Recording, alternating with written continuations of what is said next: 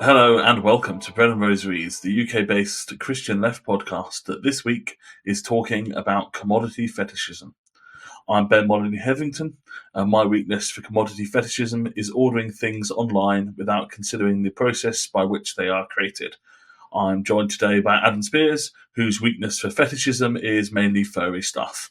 Adam, what is your fursona? My what? Don't act like you don't know what a fursona is. Fursona. Well, no, that might be my fursona there, who's barking at the door.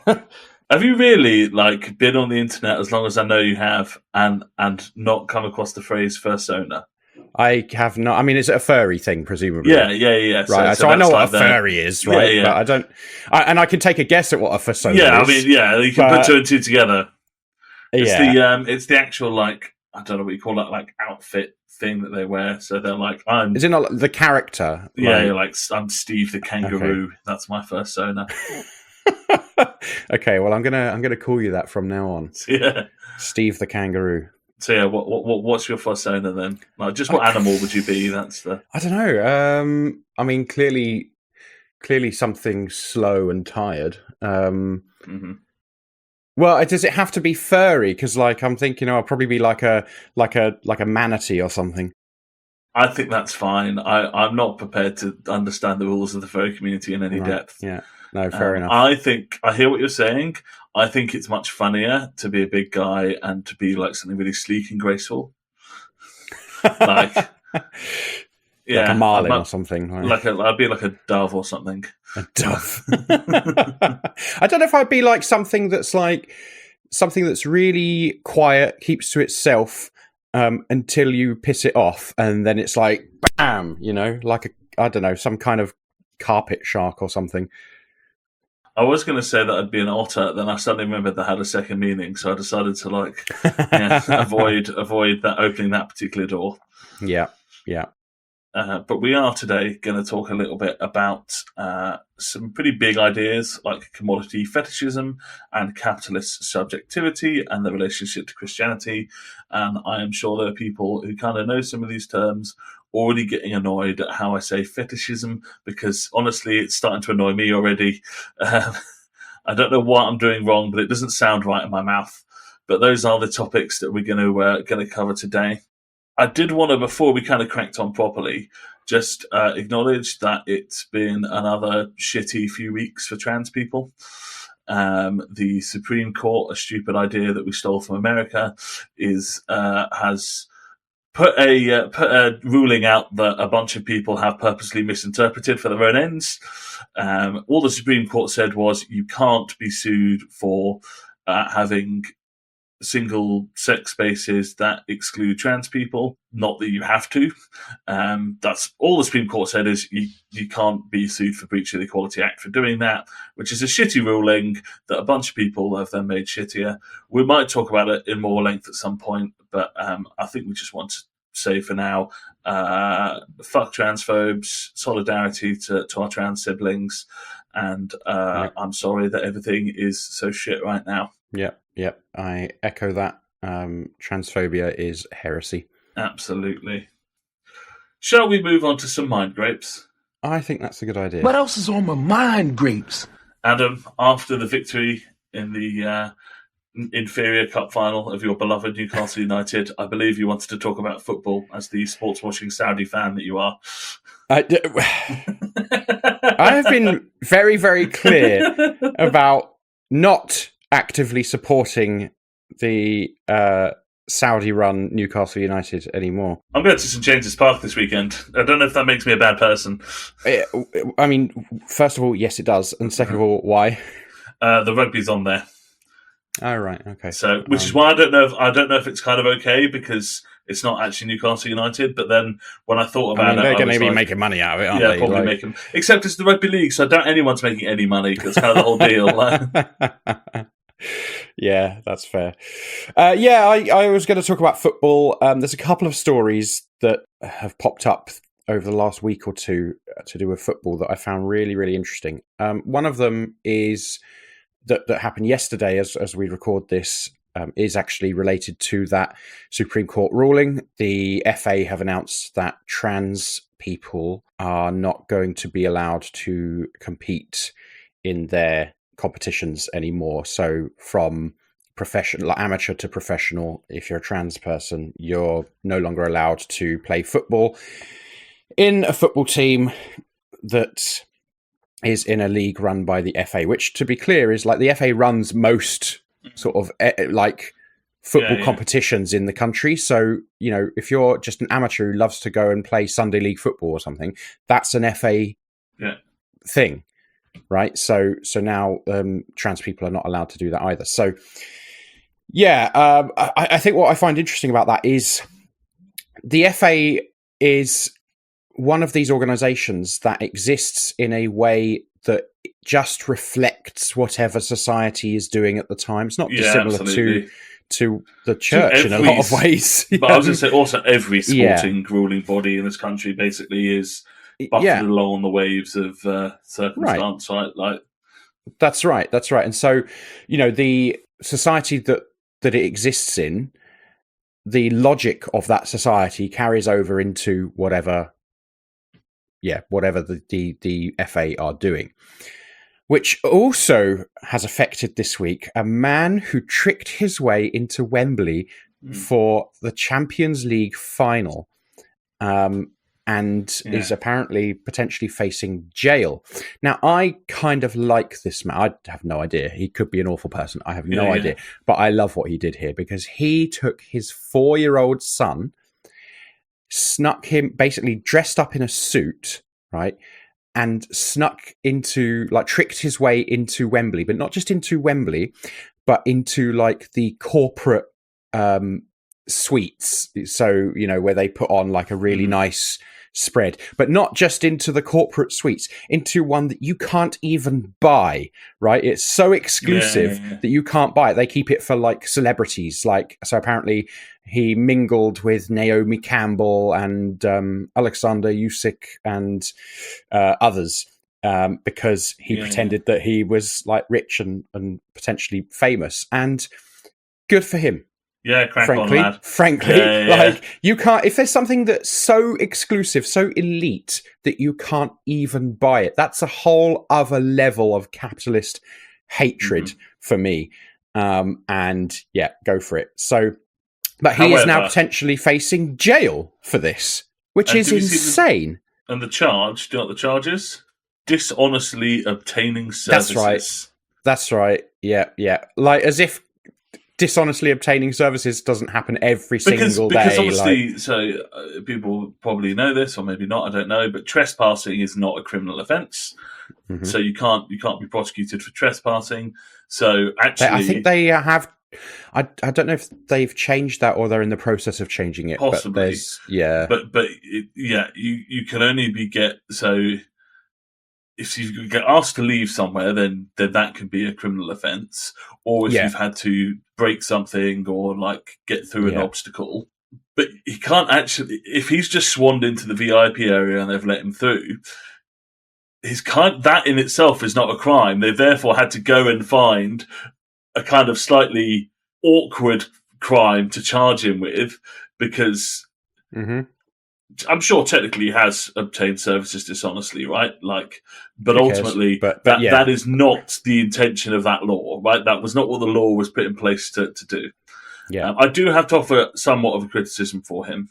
Okay, which is one, that he was stupid enough to blag about this in the media.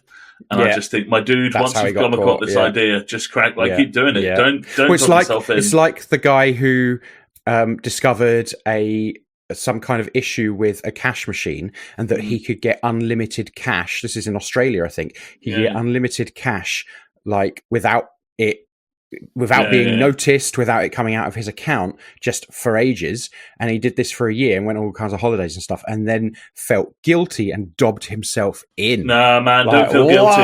Like, no. Guilt is the mind killer. But worse than dogging himself in or blagging about it publicly is he went to the Daily Mail to do it. Oh. Which I assuming is because they offered him a wad of cash for it. Not having that. That's terrible. But, nonetheless. You've got another football-related story you wanted to get through as well, didn't you? And I'm trying to sort of link them with this sort of theme of how politics sort of interacts with football, right? So, Cody Gakpo is also going to jail. He's going to football jail.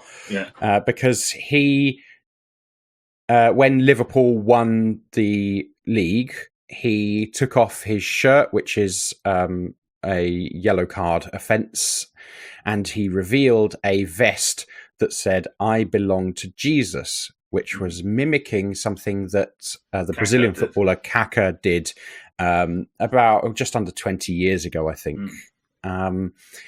And he obviously now is facing, because you're not allowed to reveal clothing that has any religious or political or apparently personal messages on it, which I just think is an insane rule.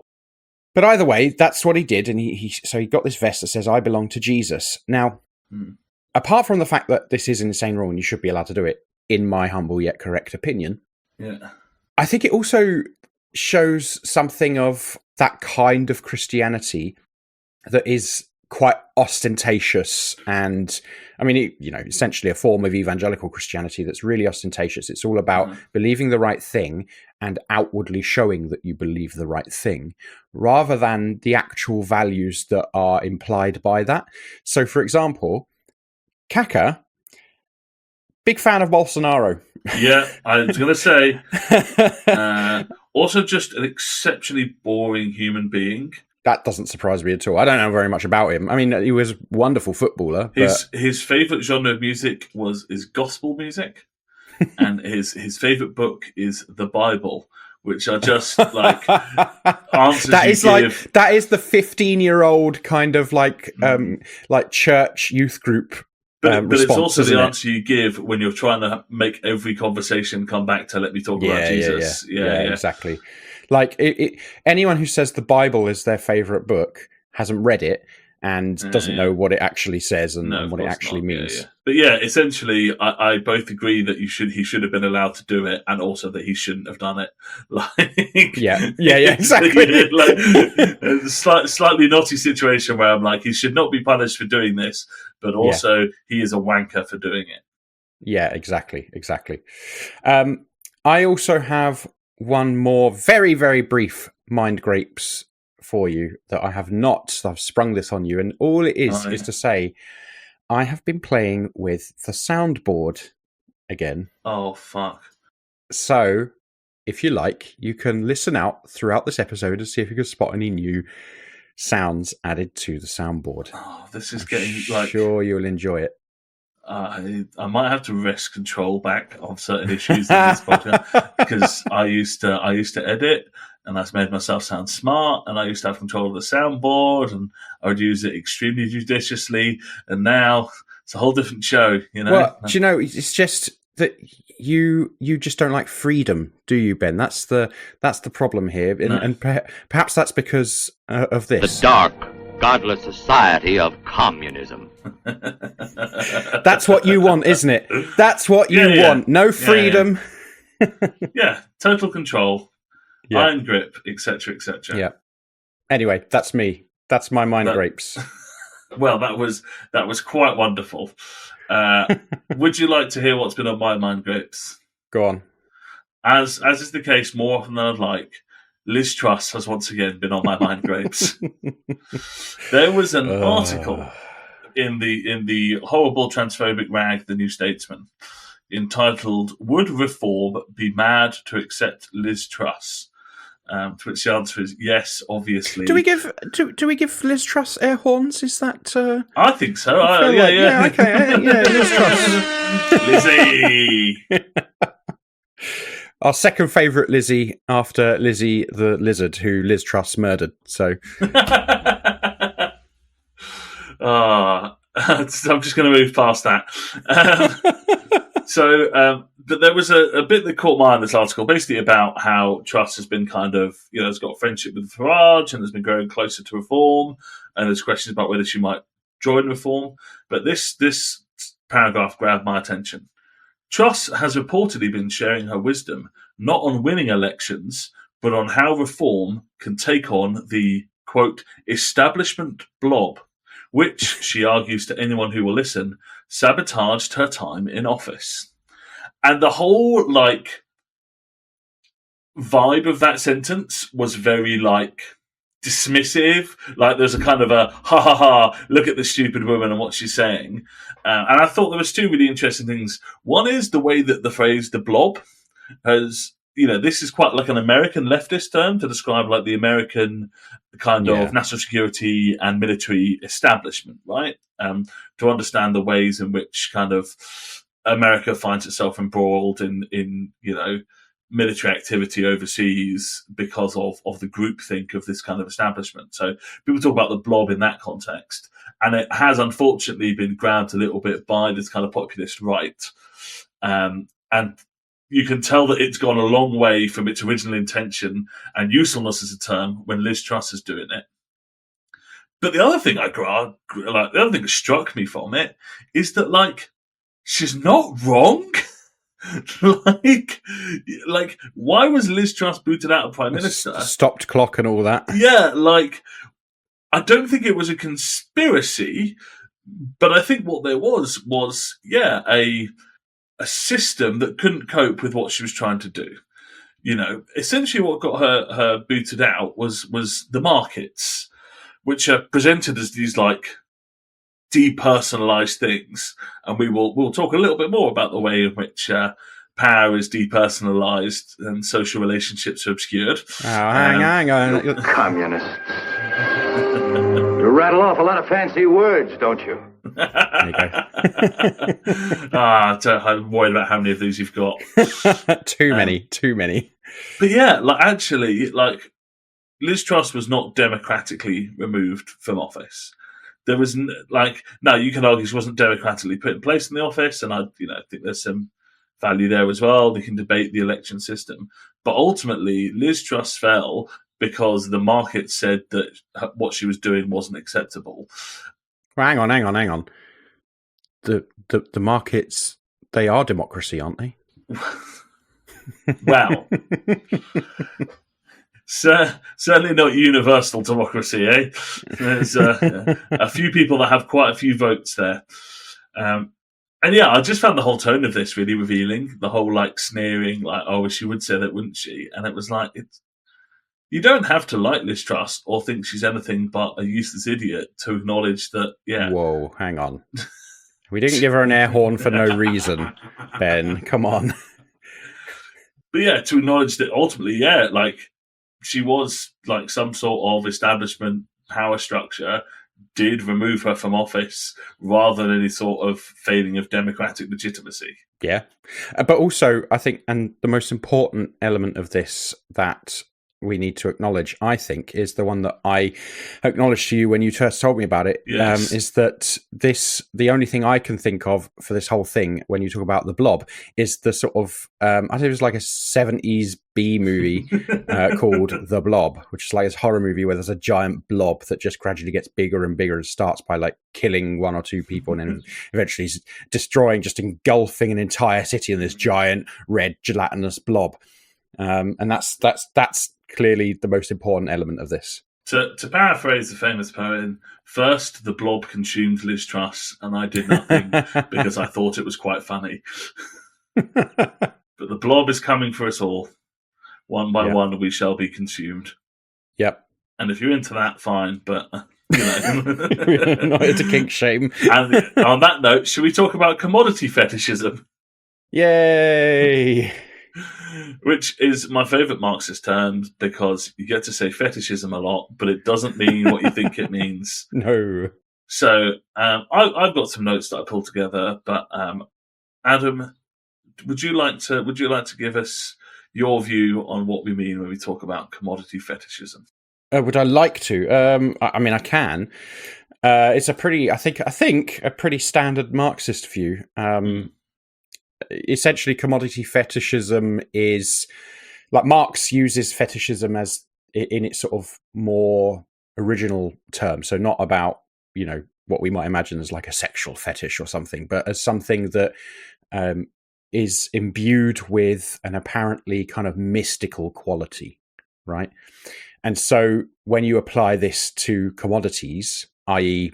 things that are produced for exchange and so on in a market, you end up with this idea of like a process that kind of mystifies the relations, the social relations that we have between ourselves and between commodities, and they basically makes it makes relations between people appear as if they are actually relationships between things, right? So even people become things to you. Mm-hmm. How's that for a crack at it? Yeah, that matches kind of what I was thinking. It is kind of it's the point with which Marx really starts Capital. Like, it is the commodity form, and commodity fetishism in particular is the starting point for his understanding of capitalism. And I think it's a really important one. And I think it's maybe one of the easier ideas to grasp in some ways. This idea that actually the relationship you have with the people who produce things you're buying is obscured and becomes the relationship between money and things a lot of the time, right? So I was kind of thinking about it in terms of, like, if I go and buy an apple from the supermarket, I'm not thinking about who grew this apple, how it was like transported to me, the conditions of the worker, even the environmental impact of however it was farmed, right? The apple that I'm trying to buy for me exists in relationship to the money that I have to buy it with.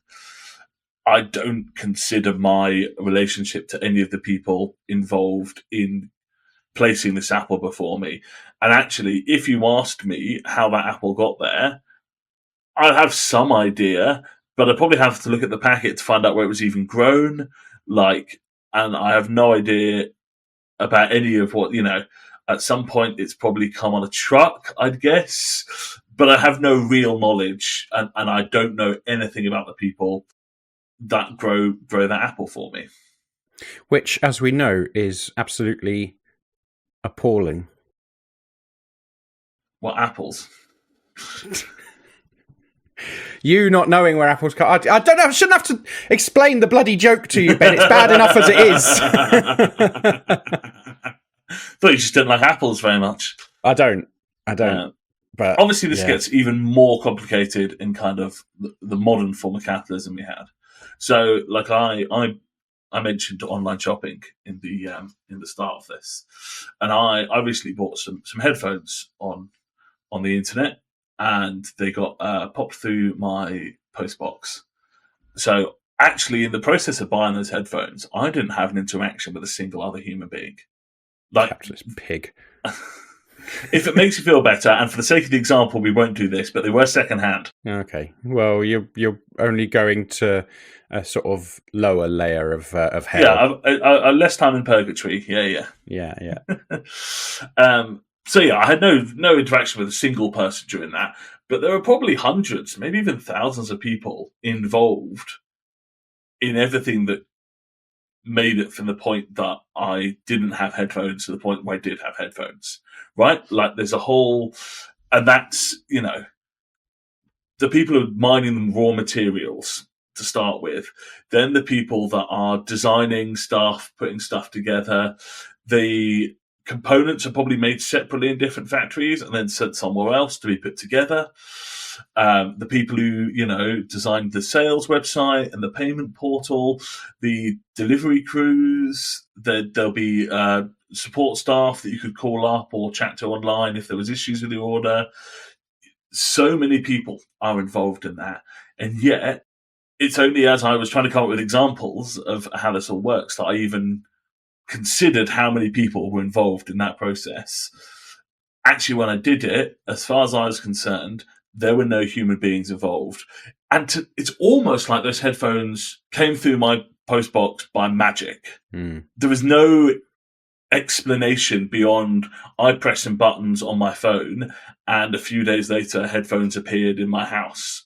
Yeah. Though it is completely separated from that. Yeah, and actually when we do have to be careful a little bit, because where this word fetishism comes from.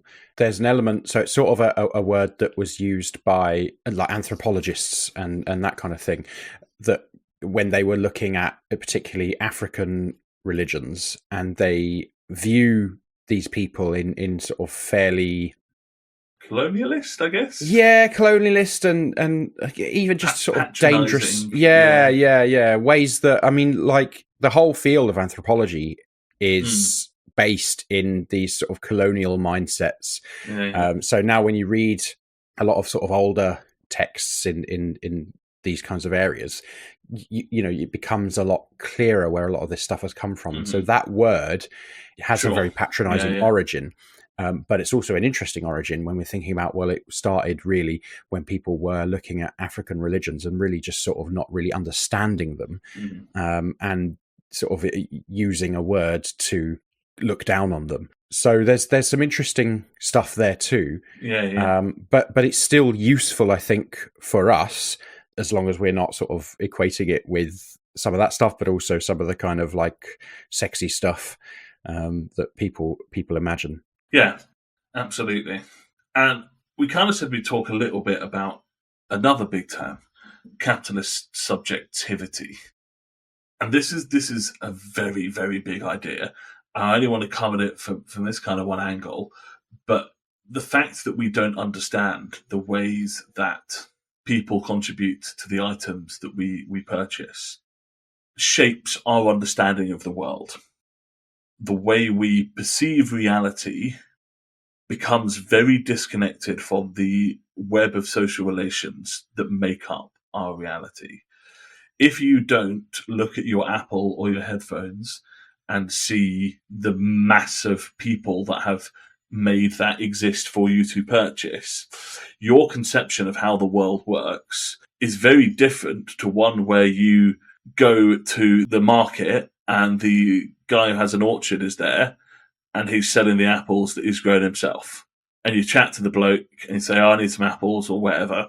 And that relationship is still potentially a capitalist one in a market economy. Like, I'm not saying that's like perfect or it's a feudal one or whatever else it might be. I'm not trying to like say, oh, this is the perfect past or whatever. But that is a very different way of, you understand that you in some sense rely on that person to provide you with the food, that you are reliant on that person. But in the system we have now, where you go to a shop and you buy an apple, what you are reliant on is the money in your pocket or in your wallet or on your phone, in the internet somewhere, not the other people. And how do you do that? Well, the money you bring in because you've worked for it. It's yours. And so you're reliant on yourself, not other people. And, in some ways that seems like a really obvious point. Like, capitalism makes you feel self-reliant when you actually rely on other people.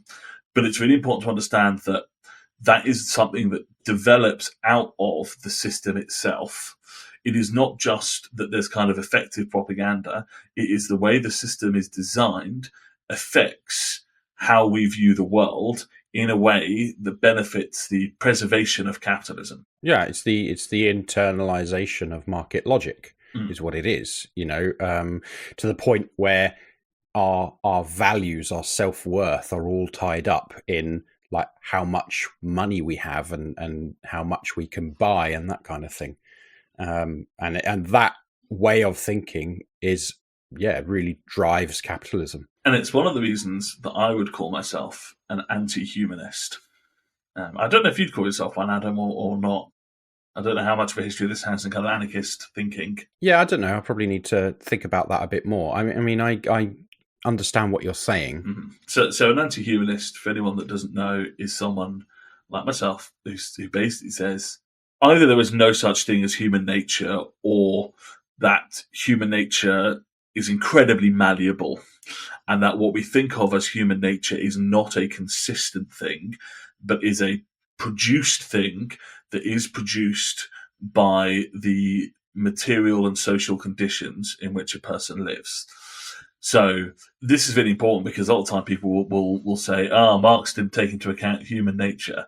And I would say... I hate that. Yeah. I hate it when they say that. And I would say, actually, he had a critique of human nature, quite specifically, that it is not natural and unchanging and consistent, but that humans are shaped profoundly by the conditions in which they exist, and that what we call human nature is a product of those conditions as much as it is a innate thing. Now, I wouldn't go as far as saying there is nothing innate to being human. I think there is, there are aspects there, but I think when people say, "Oh, humans are selfish," or "humans are this," or "actually humans can't do this," or they think about things in this way, I think so much of that is a reflection of the material and social conditions of humans, rather than any actual unchangeable reality about what it means to be human.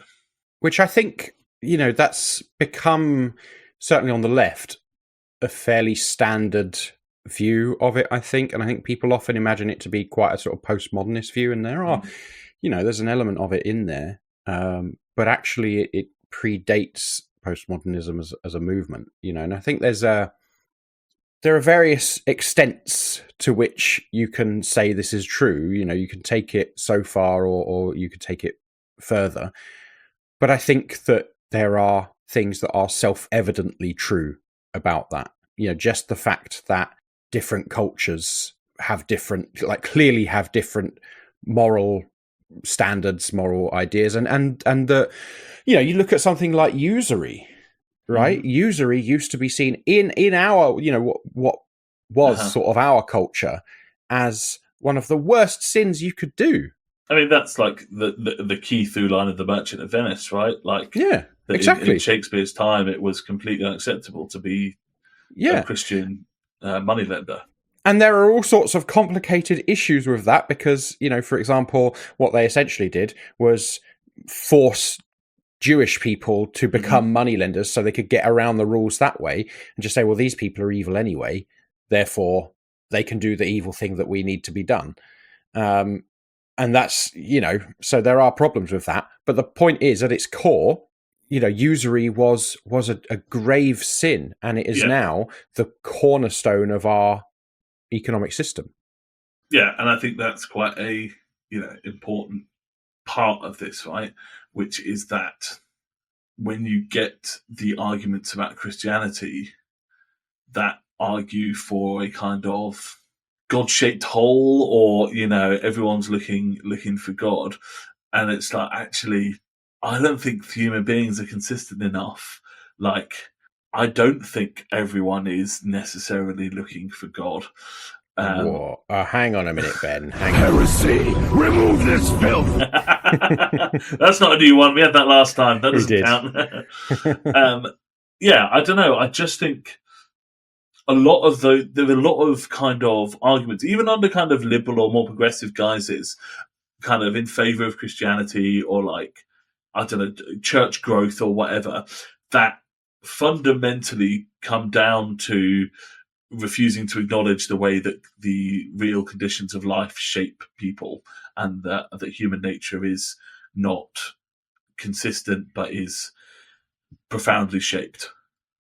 I think we're going to pick up in a minute a little bit more on the way that Christianity interacts with some of this stuff, both in terms of negatively, but also actually what resources might be within Christianity and what things might be done on a Christian basis to counteract some of this stuff. But before we do that, Adam, would you like a Saint of the Week? Why not? Saint of the Week. Okay, I have a Saint of the Week for you. His name is Pierre Chalet, I think. Now, I love it when you try and have a go at people's names. Yeah. Spanish people, French people. It was Spanish last time we were offended. French speakers this time. Languages were not your forte at school, were they? I did not do well at school. I got a D in French GCSE, and I actually cheated on one of the exams. So, and I still did not really pass it. So. That is hilarious. Yeah. So no natural facility for language. Pierre, you seem cool. so cool, in fact, that I've declined to do a stupid French accent for this segment. A sacrifice that I hope you appreciate. No. For two reasons. One, because he seems like a cool guy, and I don't want to disrespect him. And also, we're going to be talking about the Holocaust, and I don't think I should be doing the comedy accent when I talk about the Holocaust. Okay, well, maybe do the comedy accent for any bits that aren't about the Holocaust. Yeah, there's not a lot of that. We'll get there. Great. So this is going to be a lovely one, isn't it? Yeah. Pierre Chalet was born in 1900 in France. He became a Jesuit aged 22, and in 1931 he became a Catholic priest. In 1934 he was sent off to be a priest in Austria, so he got to witness firsthand the way that Nazism rose there. He kind of started to begin to develop some recognition as a theologian. And then in 1939, as the war is kicking off, he publishes a book entitled Suffering Austria, which I think is not I have been suffering Austria, but Austria is suffering, in which he denounces anti-Semitism and Catholic persecution by the Nazis, which gets him on the Gestapo's shit list. He ends up briefly being a part of French intelligence. You can make your own jokes there, and gets sent to Hungary. But he ends up back in France in 1940 once he finds out that the French have signed an armistice with the Nazis. And he kind of immediately makes contact with Christians that are involved in the French resistance.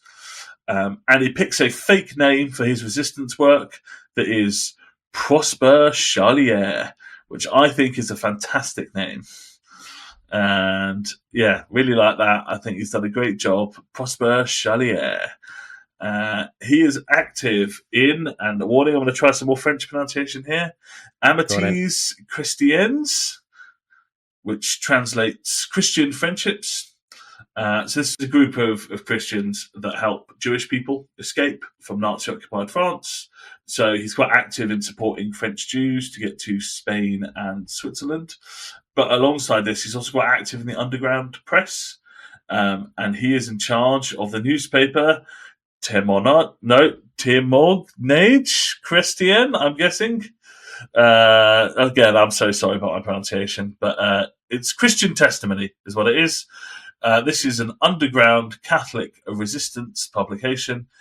Fun fact, it actually still exists. It is one of the last resistance-era newspapers still being published. So I thought that was quite cool. So he kind of is in charge of it. He writes regularly denouncing the Nazis and anti-Semitism from a Catholic perspective, particularly.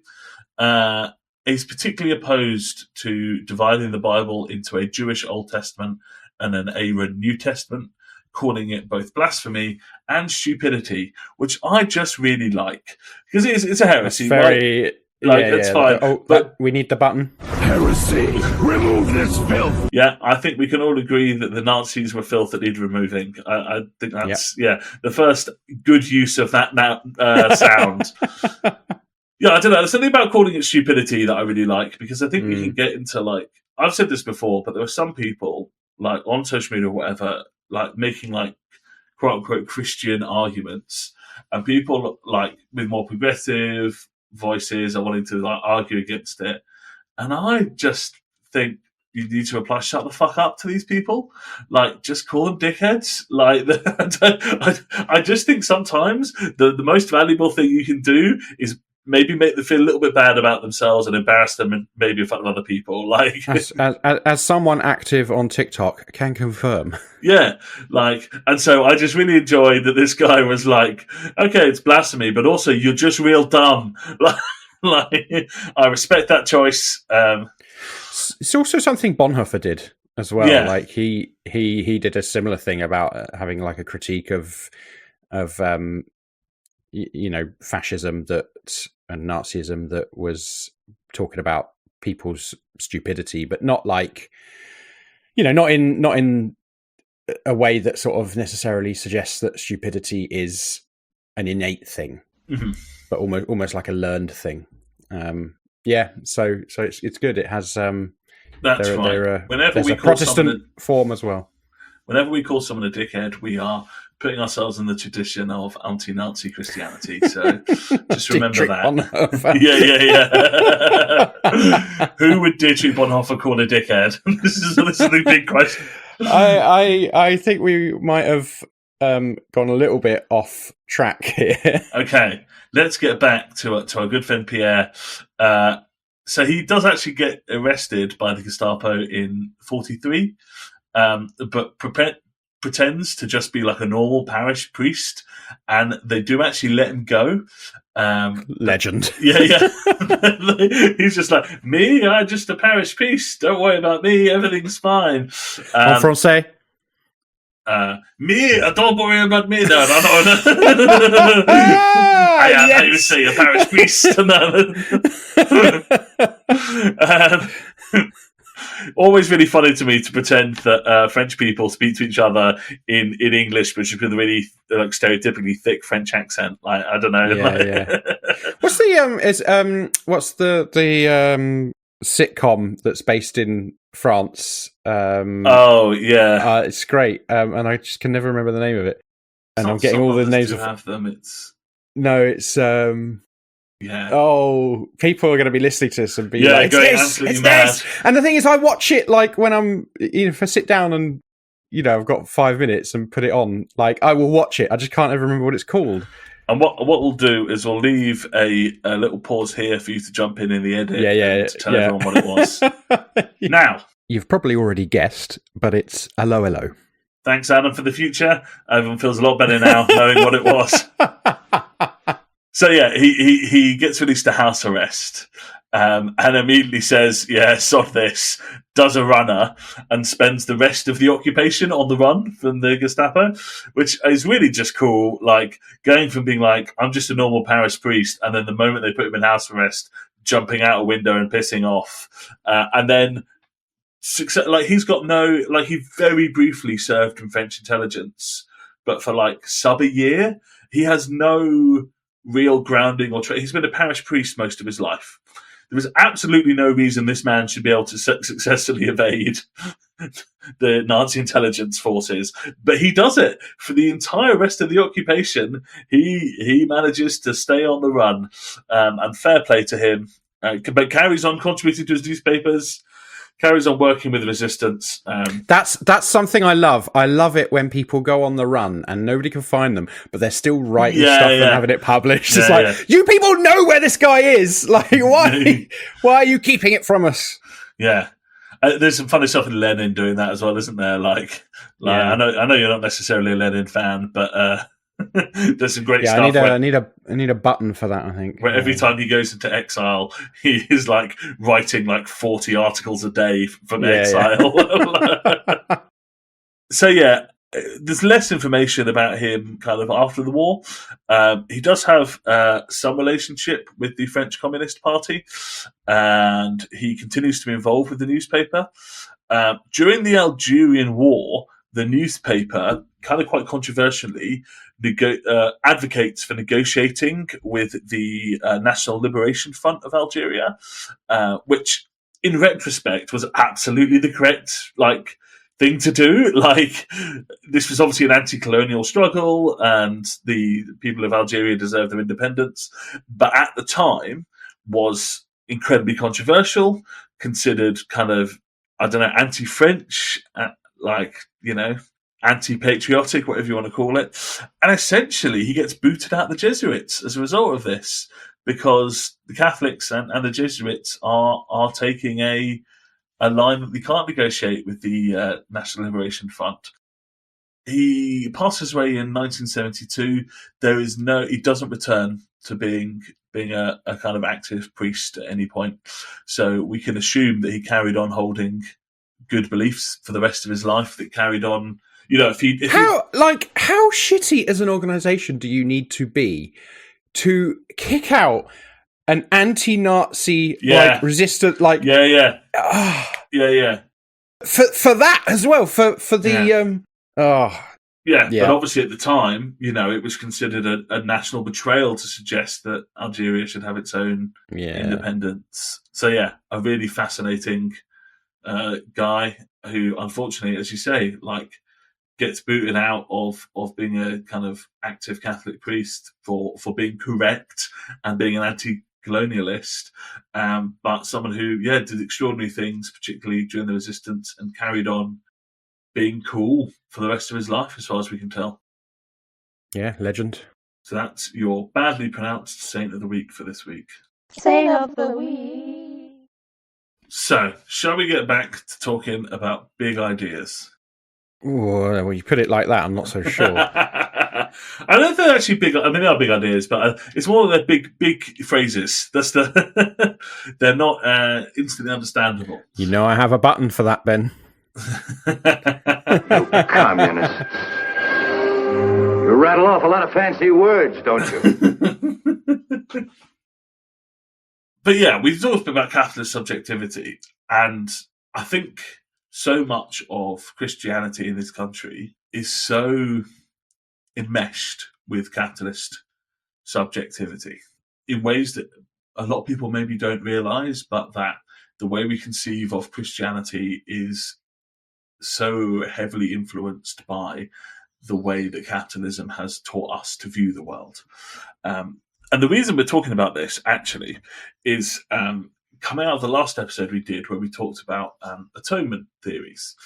And one of the things that I kind of thought as I was thinking about it was the way that substitutionary atonement contains a real market logic to it. You know, and the phrase that you hear a lot around substitutionary atonement, which is the idea that Jesus had to die in order to pay the price for sins. And it's that pay the price, right? Someone had to pay the price for the sins of humanity. And that is a phrase you hear again and again and again when people try and explain substitutionary atonement. And I just thought that was so fascinating because it assumes that there must be a price to things. There is a market logic at the center of that understanding of the cross in a way that I think is unintentionally revealing about the impact of capitalist subjectivity on Christianity.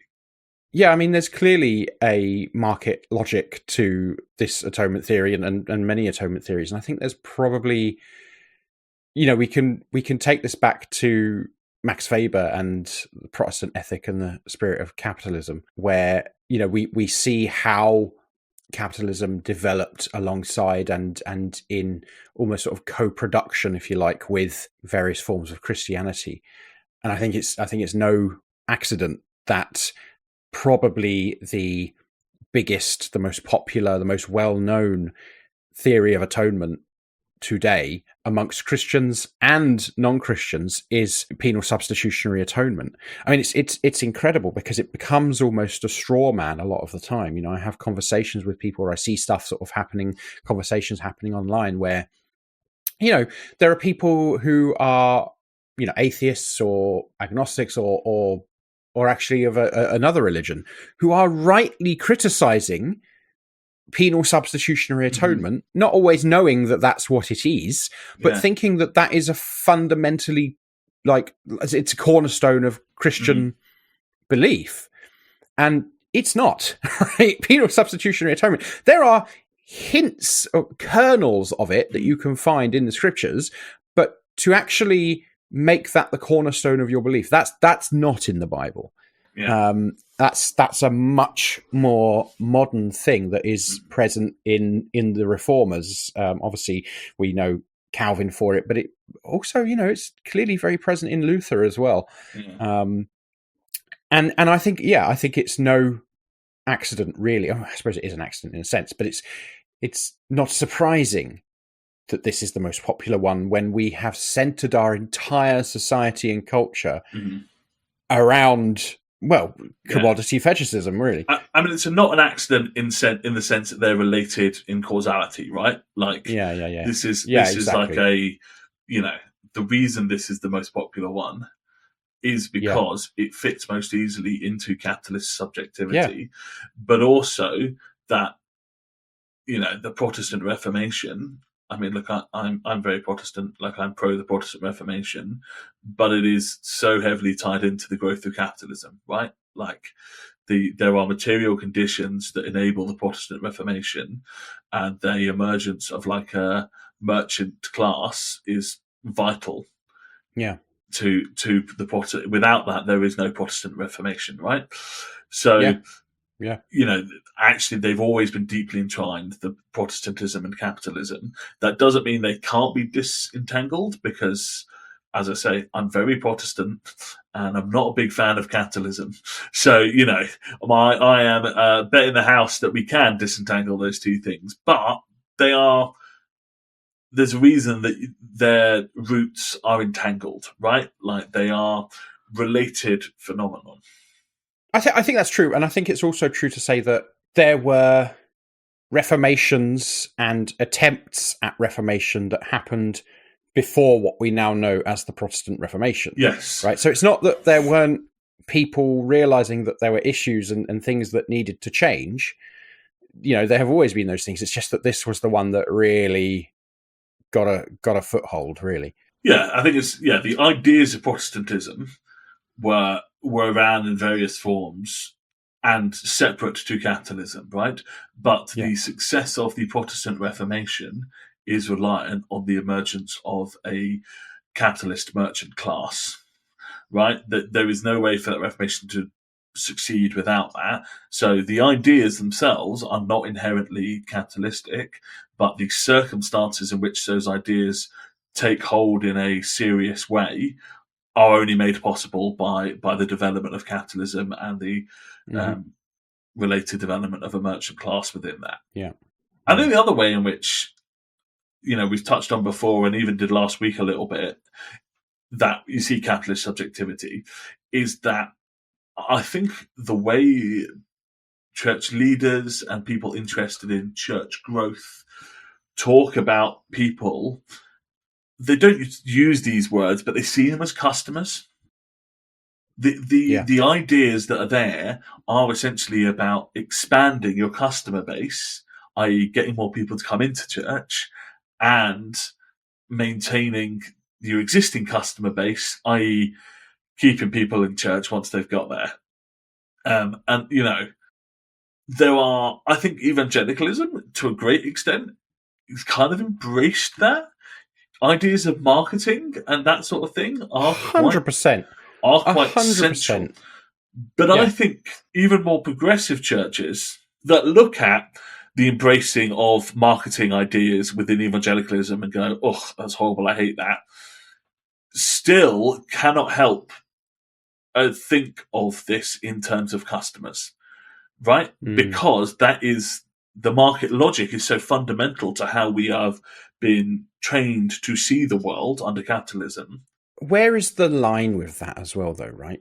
Because I really think that there are things that, the kinds of churches that I personally like to frequent, like is perhaps a strong word there. Yeah. But, we'll tolerate frequenting. Yeah. I think you're right about them, but I also think that there are things that they and we can learn from some of these approaches that these more kind of evangelical churches and charismatic churches and so on take, right? Like one of my criticisms that I have fairly consistently of sort of more progressive Christian organizations, movements and churches is that nobody bloody knows they exist.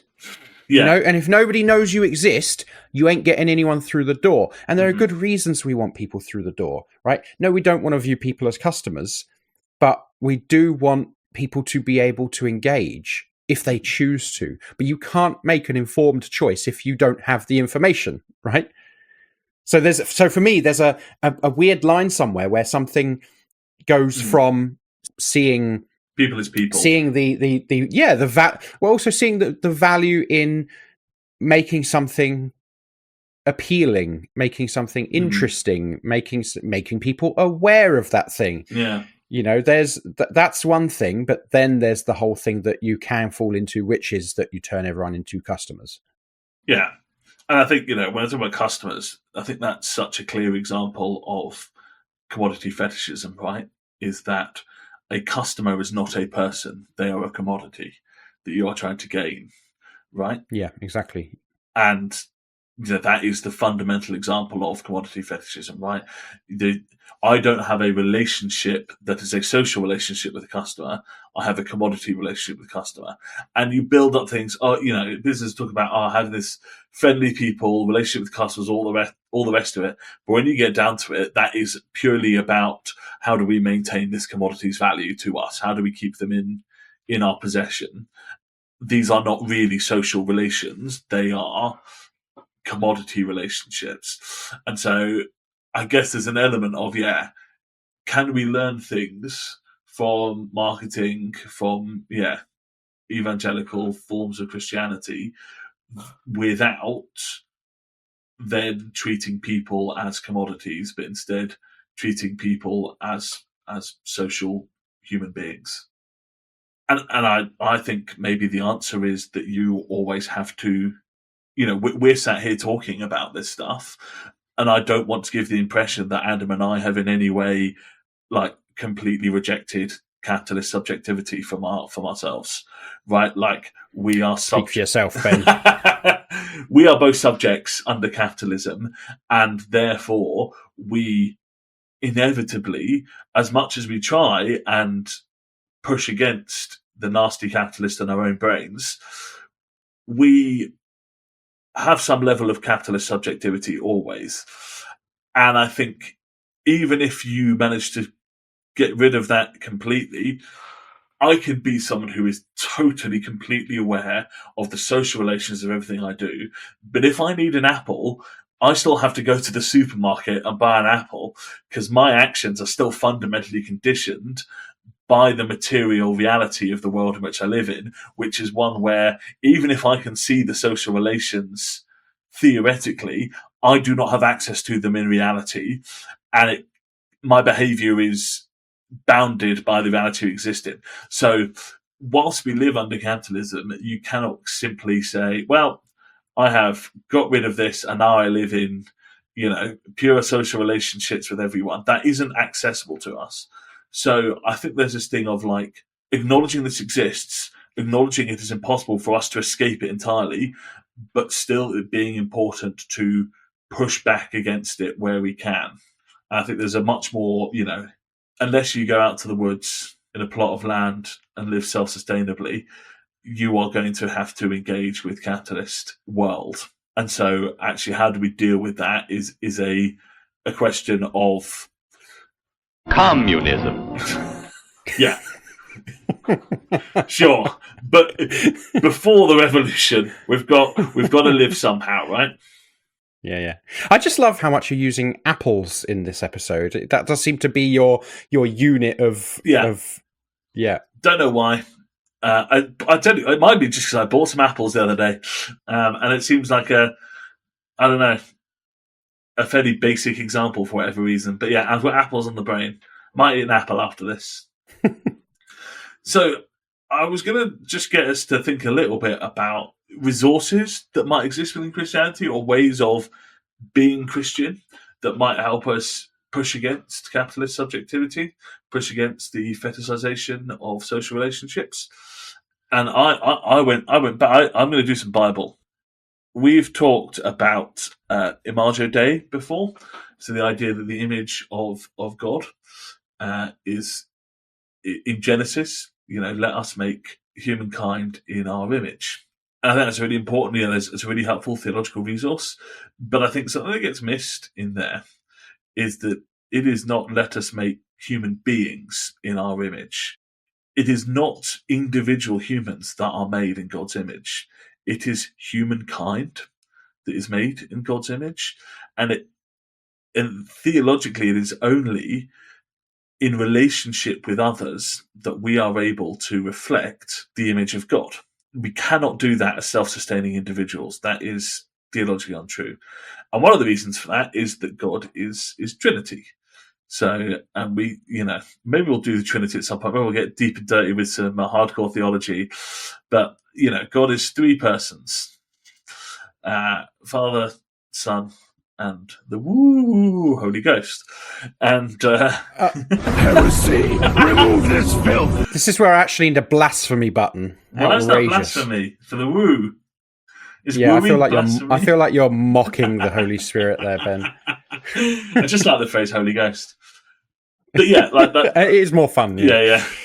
Christianity conjectures a God that is fundamentally relational, right? Like in God's very being, there is a relationality there. And I think that idea is slightly abstract and slightly whatever, but I think the key point is to link that to the Imago Dei and say, actually, it makes sense that humankind as a whole is able to reflect the image of God because we all exist in relationship to one another. And it also makes sense, therefore, an individual human does not have the image of God. And that sounds controversial to say human beings do not have the Imago Dei, but I think that is actually correct, that it is only as a group, as a species, as a collective that the image of God is in humanity. So yeah, if you want to hit a heresy button at some point, you feel free. But that's my hot Bible take. Remove this filth. Sorry, I had to. You did invite me to do it, so I did. So go on, Adam. Give us some liberation theology. All right, we're talking about resources, right? And there are some obvious ones. Gutierrez's Theology of Liberation. I can never say his name, but like Franz Hinckel-Lemaire's Ideological Weapons of Death are both things that help us to think about the sort of idolatry of markets and that kind of thing. But I think there's also something to be said about, liberation theology places a lot of emphasis on community practice, right? And that's a really, really important way of trying to disentangle the idea of people as commodities, people as things, to actually personalize people again, rather than objectify them and commodify them. Basically, what I'm saying is, get your ass back to church, Ben. But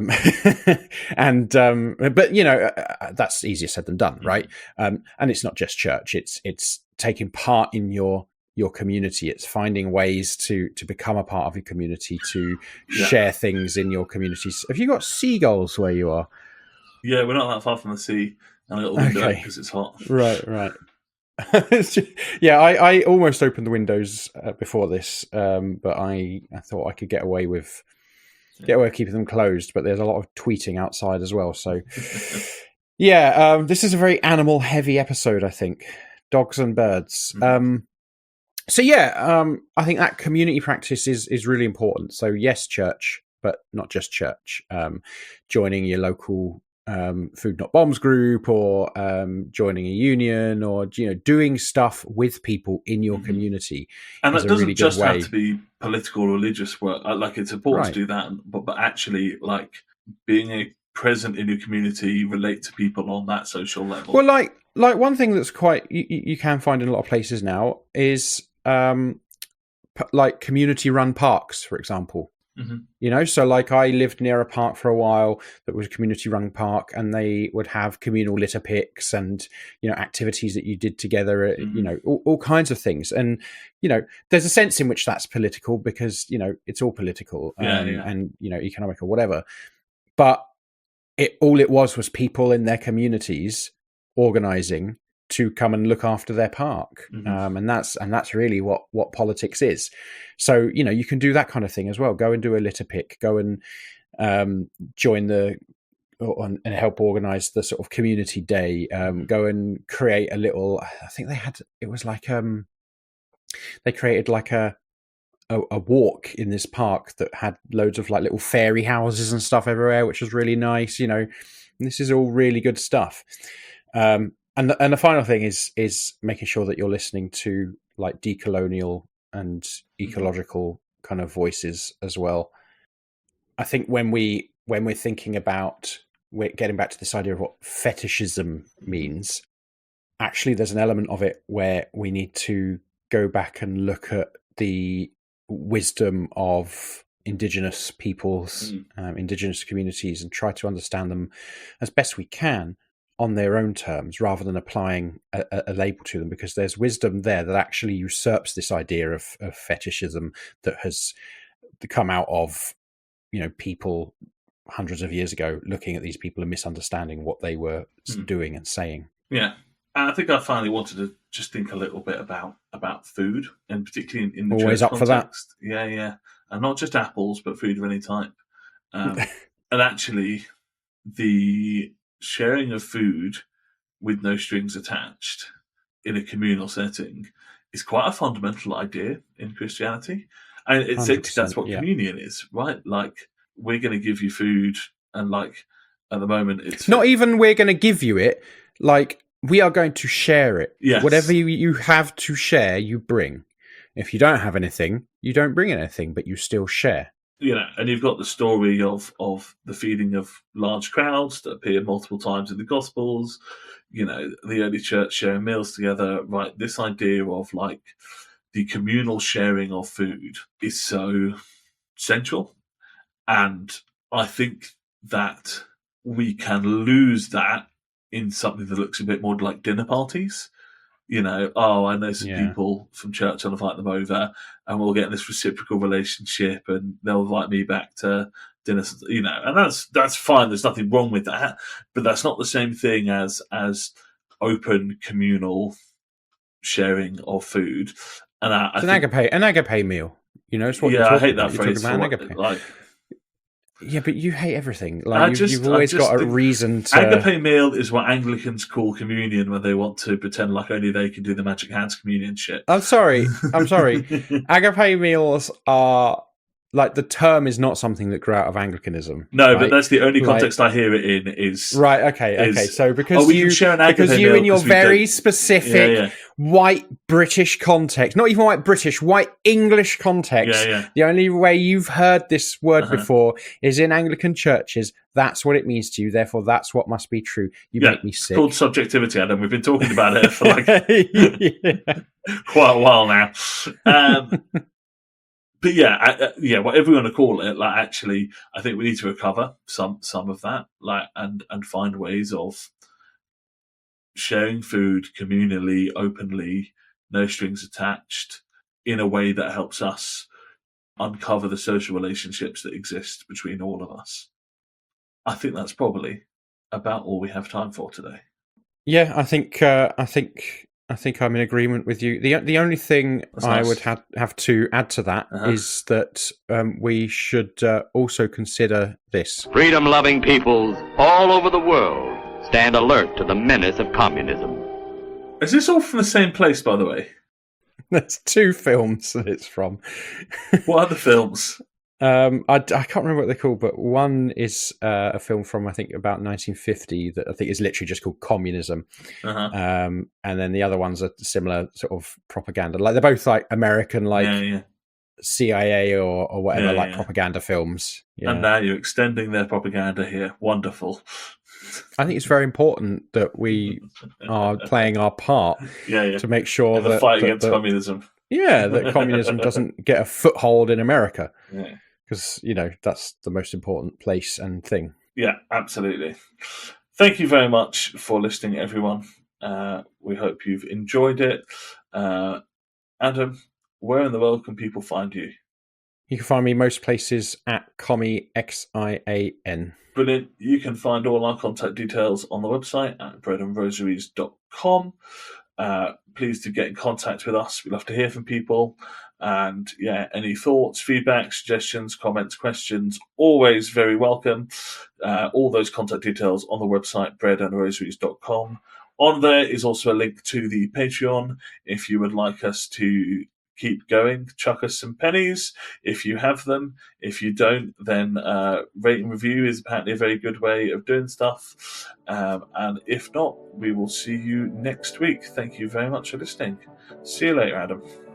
See you later. Bye-bye. Bye. Communism. You had to end it with that.